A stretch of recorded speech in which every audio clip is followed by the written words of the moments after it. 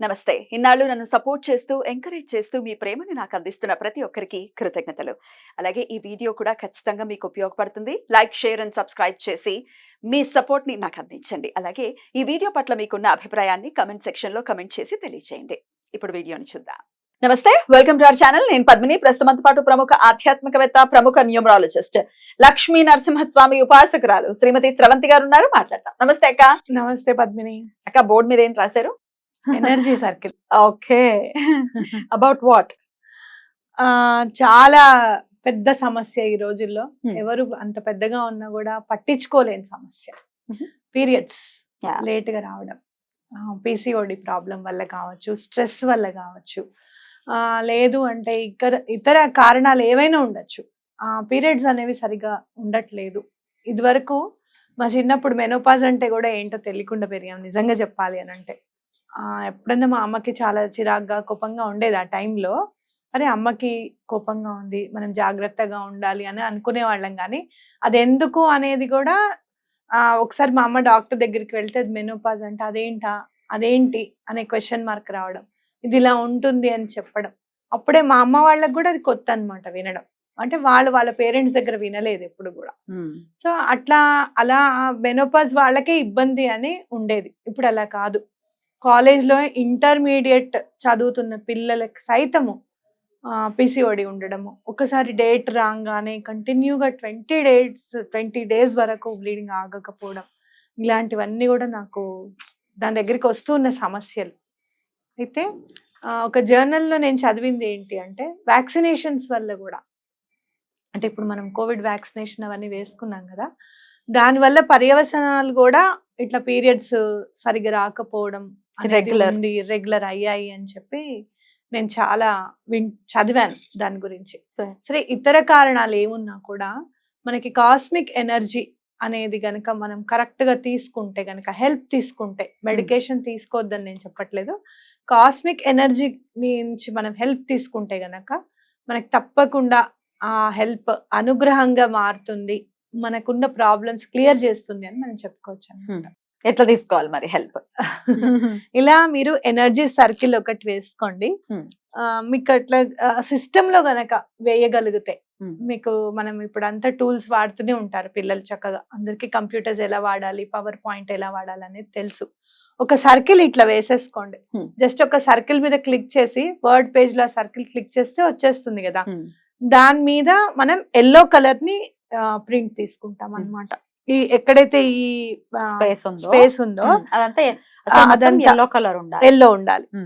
Yellow ఉన్న తర్వాత మీరు ఈ స్ట్రైట్ లైన్స్ వేసేసుకోండి. వేసుకొని ఈ నెంబర్స్ గానీ, స్ట్రైట్ లైన్స్ గానీ పింక్ కలర్ వాడండి. ఓకే, పింక్ కలర్ వాడండి. సో ఈ నెంబర్స్ ఏంటి, మనకి పీరియడ్స్ మనకి టైం కి రావాలి అని చెప్పి. అంటే మన మామూలుగా క్లాక్ లో 12 digits ఉంటాయి కదా, అట్లానే మనం 12 digits వేసుకుందాం. 12 ఏంటి మరి ఇక్కడ ఉంది? అంటే క్లాక్ లో ఉన్న డిజిట్స్ వేరు, ఎనర్జీ సర్కిల్ లో మనం ఈ రకంగా వేసుకోవాలన్నమాట. ఇక్కడ చూస్తే నువ్వు యాంటీ క్లాక్ వైజ్ కూడా వేసుకుంటున్నాం. జనరల్ గా మనం ఏమైనా ఇంటెన్షన్ అనుకుంటాం, అది క్లాక్ వైజ్ గా వెళ్ళిపోతూ ఉంటుంది. పీరియడ్స్ రావాలి, మా అమ్మాయికి డేట్ వస్తే బాగుండు అనేది మనం సహజ సిద్ధంగా టైం ప్రకారంగా అనుకుంటున్నదే. అంటే ఈ సర్కిల్ లో ఎట్లయితే మనం ఇంటెన్షన్స్ పాస్ చేసుకుంటున్నామో, ఈ యాంటీ క్లాక్ వైజ్ కూడా మనకి హెల్ప్ ఉండాలి. ఆ హెల్ప్ అనేది ఈ నెంబర్స్ తో వస్తుంది అనమాట. మనం వెనక్కి వెళ్ళి అనుకోలేం కదా. ఇక్కడ మనం ఎనర్జీ ఎట్లా యూజ్ చేస్తున్నాం అంటే, రౌండ్ అబౌట్ ఈ రౌండ్ ఎలా అయినా సరే మనకి మంచి జరిగి వాళ్ళకి పీరియడ్స్ రావాలి అని చెప్పి కోరుకుంటున్నాం అనమాట. సో ఇక్కడ మనం ఏం చేస్తున్నాము, ఈ 1 2 3 4 5 6 7 8 9 10 11 12 ని ఇలా వేసుకుంటున్నాం.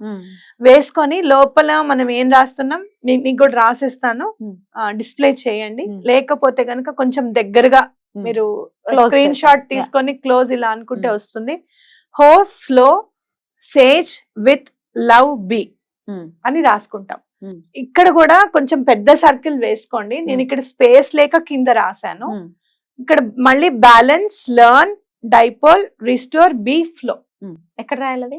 ఇక్కడ దీని కిందే ఈ 26 hertz కింద ఇది రాయాలన్నమాట.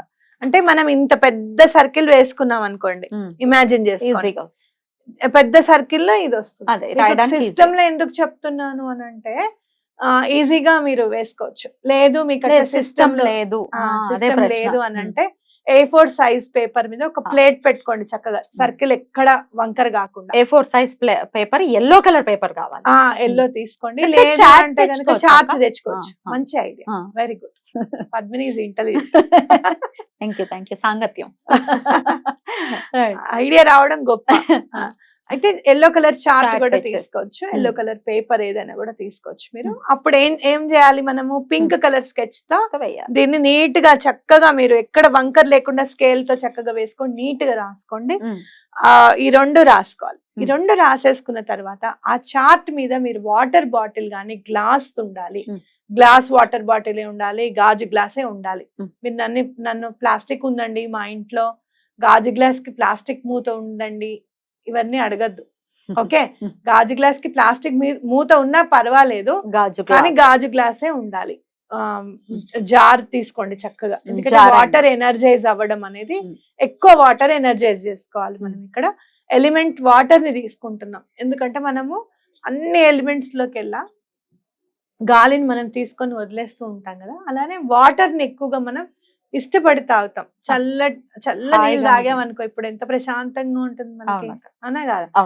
సో అట్లా మనం వాటర్ ని ఫీల్ అవుతూ తాగాలన్నమాట. ఎవరైతే పీరియడ్స్ కోసం వెయిట్ చేస్తున్నారో వాళ్ళు అది ఎలా ఎనర్జైజ్ చేసుకోవాలంటే, ఈ చార్ట్ మీద ఆ గాజు గ్లాస్ ని పెట్టేస్తే అది తప్పకుండా ఎనర్జైజ్ అవుతుంది. అయితే కొంచెం వాటర్ టేస్ట్ కూడా మారుతుంది. అవునా, ఎలా?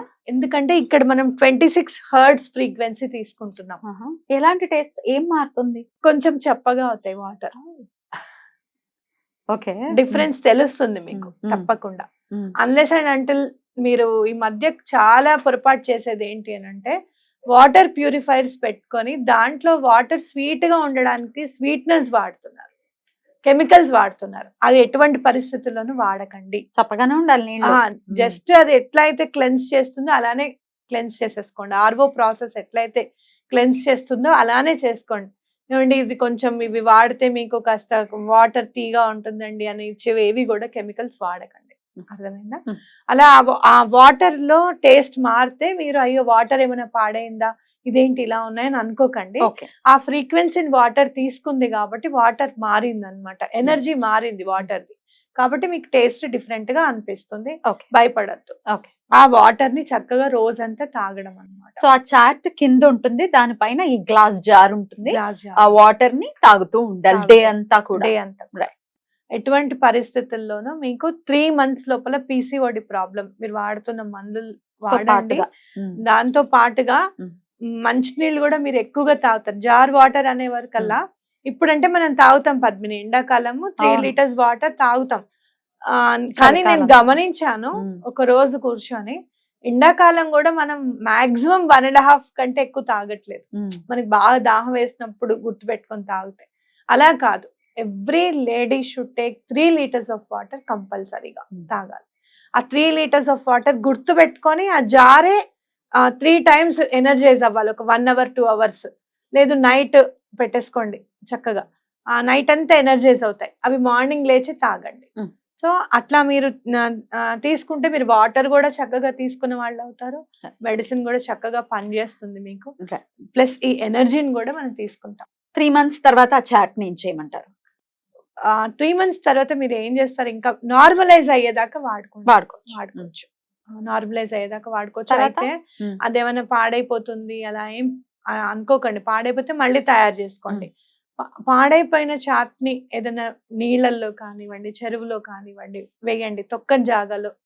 అది ఎవరన్నా తొక్కేస్తున్నట్టుగా అట్లా కాకుండా వాటర్ లో వేస్తే దగ్గరికి అయిపోతుంది కదా, అప్పుడు చెట్లలో వేస్తే సరిపోతుంది. పింక్ కలర్ పెన్ ఇవాళే వచ్చిందక్క ఈ సందేహం. ఒకరు గ్రీన్ కలర్ పెన్ అన్నారు, అంటే పెన్నుకు గ్రీన్ కలర్ ఉండాలా, ఇంకుకు గ్రీన్ కలర్ ఉండాలా అని క్వశ్చన్ అడిగారు.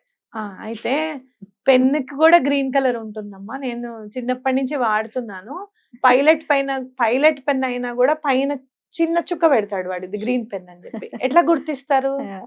ఇప్పుడు అందరు సైన్లు పెట్టడానికి ఉంటుంది, గబుక్కున్న గ్రీన్ పెన్ తో సైన్ చేయాలి గెస్టెడ్ ఆఫీసర్. ఆయన అన్ని పెన్లు రాసుకుంటూ కూర్చోలేడు కదా, దానికి ఒక రూల్ ఉంటుంది, ఒక చిన్న డాట్ ఉంటుంది. గ్రీన్ స్కెచ్ పెన్ కి గ్రీన్ కలరే ఉంటుంది. అవును. లైట్ గ్రీన్ కి లైట్ గ్రీన్ షేడ్ ఉంటుంది, గ్రీన్ కలర్ కి గ్రీన్ షేడ్ ఉంటుంది. అసలు ఈ కాబట్టి క్వశ్చన్ చూసుకోండి. పింక్ ఒక్కటి కలర్ ఆ అంటే క్వశ్చన్ ఎందుకు రేజ్ అవుతుందంటే పద్మిని, ఏదైనా సరే చాలా కరెక్ట్ గా చేయాలి, ఎక్కడ మిస్ అవ్వకూడదు మనము అనేటట్టుగా చేస్తుంది ఇంక్ అన్నమాట. పడటం ఇస్ ద మెయిన్ ఇది కదా, మోటో అదే కదా. అయితే పెన్ అదే. బయట ఉండటం బయట ఏంటి? ఎట్లా ఉంటే అవన్నీ మీరు ఒకటి చెప్తున్నా, అంత సూక్ష్మంగా పరిశీలించకండి. నేను చెప్పేది అది. Yeah, yeah. దాని దగ్గర ఉండిపోతే ఇది చేయలేరేమో చేయలేం. కదా. ఒకటి అంత చిన్నగా పరిశీలించుకుంటూ వెళ్తే ప్రతిదీ అవాంతరంగానే కనిపిస్తుంది మనకి. ముందుకెళ్ళలేము ఇంకా. Yeah. ఎవరన్నా వచ్చి ఇప్పుడు ఫర్ సపోజ్ గుమ్మడికాయ పగిలిపోయి కుళ్ళి నీళ్లు పడిపోతుంది. సో వాట్ ఏమి కాదు, ఎవరో బాధపడ్డారు, ఎవరో కన్ను పడింది, పాపం మనకేం కాకుండా అది పగిలిపోయింది అని చెప్పి నేచర్ కి దండం Yeah. పెట్టుకొని అది తీసేసి ఇంకోటి చక్కగా క్లీన్ పెట్టేసుకుంటాం. చేసుకొని దీన్ని యూనివర్స్ హెల్ప్ ఎలా తీసుకోవచ్చు అనే విషయంలో చాలా బ్యూటిఫుల్ గా ఎక్స్ప్లెయిన్ చేశారు. డెఫినెట్ గా ఈ ఎనర్జీ సర్కిల్ బోల్డ్ అంత ఎనర్జీని ఇచ్చి, పాజిటివ్ ఎనర్జీ ఇచ్చి పీసీఓడి సమస్య ఆడపిల్లలకి తగ్గిపోవాలని మనస్ఫూర్తిగా కోరుకుంటూ thank you so very much అక్క. నమస్తే. నమస్తే.